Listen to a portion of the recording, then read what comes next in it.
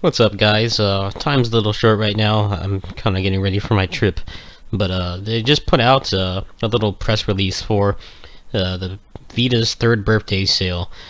Just by coincidence, I don't know what it is with these sales, but they almost always feature something that I've covered extensively in the past. There's a couple things on here. Uh, a lot of it is things that I have not covered or even touched, but there are some pretty big heavy hitters here.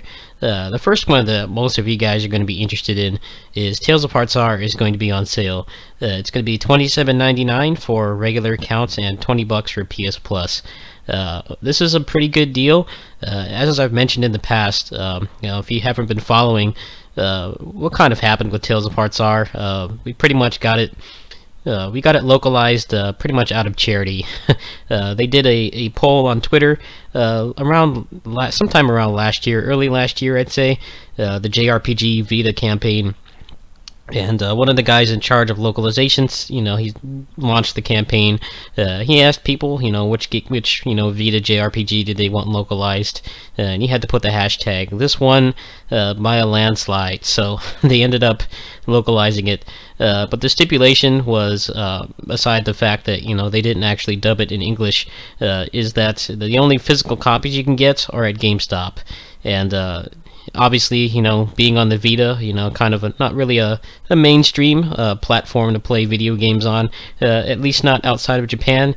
The copies of those are probably going to start disappearing pretty soon. Collectors are already starting to pick them up, from what I hear.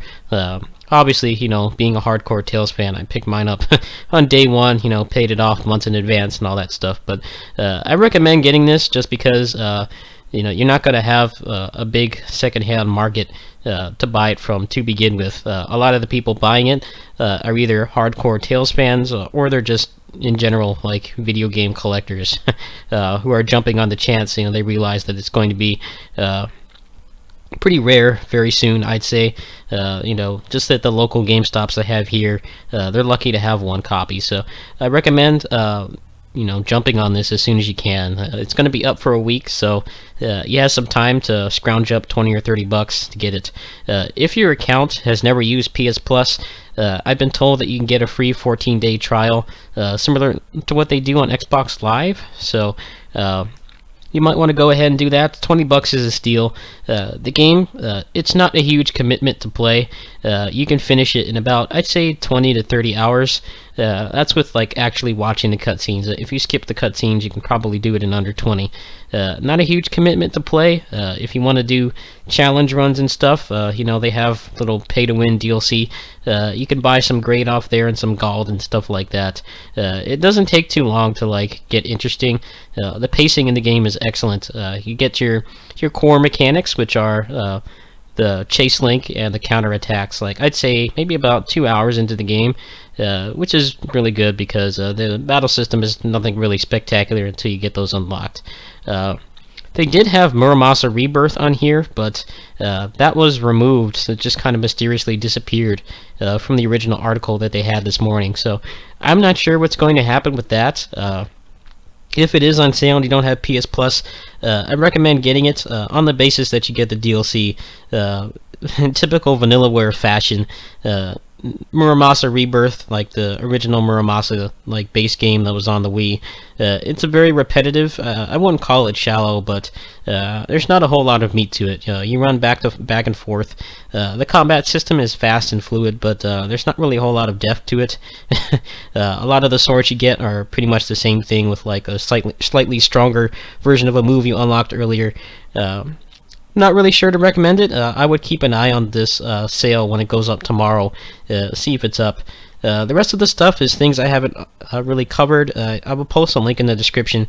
You can go ahead and look at the sale prices, but definitely pick up Tales of Hearts R. Most of you guys are here for Tales or Musou games, respectively. So if you're into Tales, I recommend it.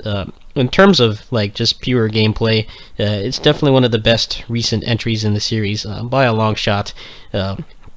A lot of the other mechanics that they've introduced in recent Tales games have been pretty divisive. Zestiria has come out and it's pretty much came and went. The hype is pretty much deflated.